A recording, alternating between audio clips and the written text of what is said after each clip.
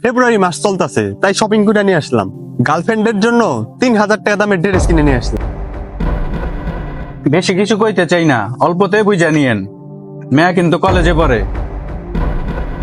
আমি বলছি ড্রেস না কিনা বোরকা কিনা দিতি, তোর গার্লফ্রেন্ড পর্দায় থাকতো। মেয়েদের পর্দা করা ফরজ। তুমি তো ঠিক কথাই বলছো, মেয়েদের পর্দা করা ফরজ। ভাই, আমার গার্লফ্রেন্ডও পর্দা করে।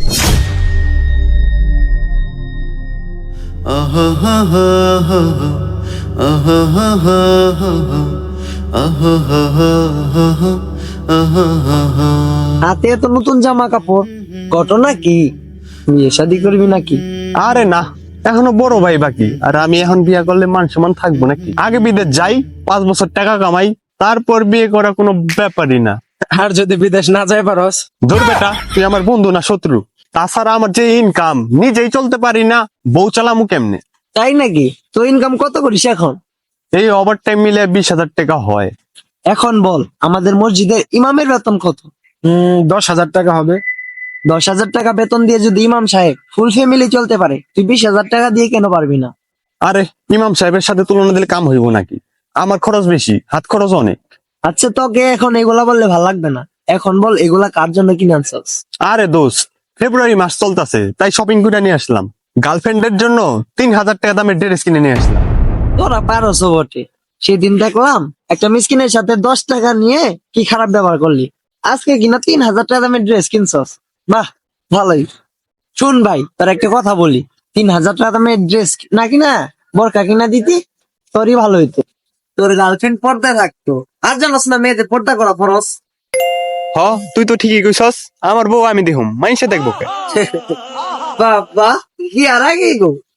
আচ্ছা, তোর কাছে তুই যা, আমি গেলাম। বিকালে দেখা করুম না, এখন সময় নাই, জায়গা।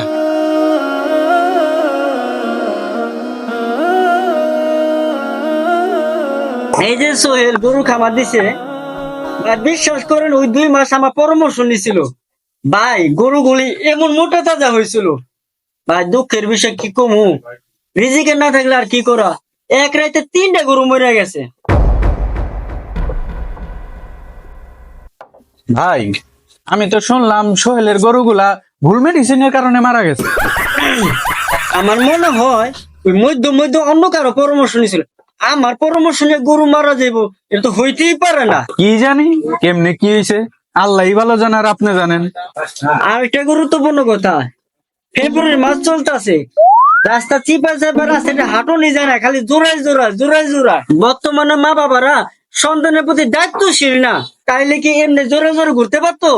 আরে মিয়া, অন্যের হাড়ির খবর না নিয়া আগে নিজের হাড়ির খবর নেন। একটু জায়গা শোনা, কি বুঝাইতে চাও? বেশি কিছু কইতে চাই না, অল্পতে বুঝা নিয়েন। মেয়া কিন্তু কলেজে পড়ে। আসি তাইলে, এবার ভালো থাকেন। আসসালামু আলাইকুম।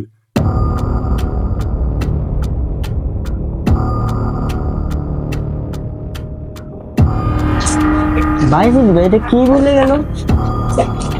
কি কোনো ভুল কাজ করলো নাকি? ব্যাপারটা তো দেখতে হইব। আচ্ছা, বিয়েটা কত হয়েছে? ও 6টা চা আছে, দিতাছি, ঠিক আছে।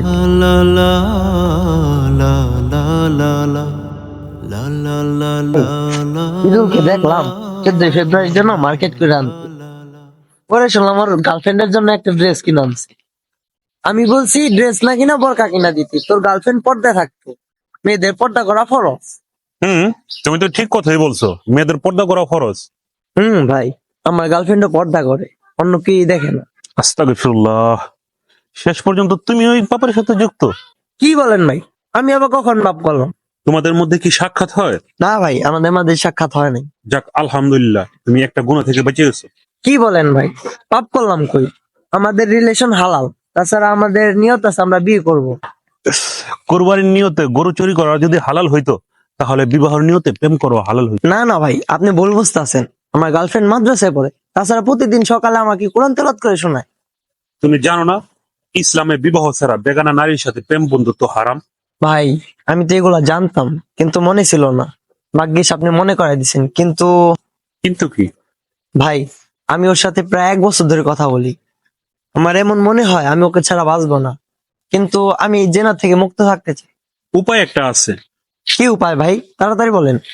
আমার জানা মতে তোমার পড়াশোনা কমপ্লিট, তো চাকরি বাকরি কিছু একটা করো। ভাই কিছুদিন আগে একটা চাকরি অ্যাপ্লাই করছি, ইনশাল্লাহ হয়ে যাবে।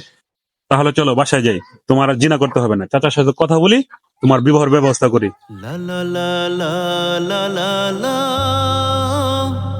la la la la la la la la la la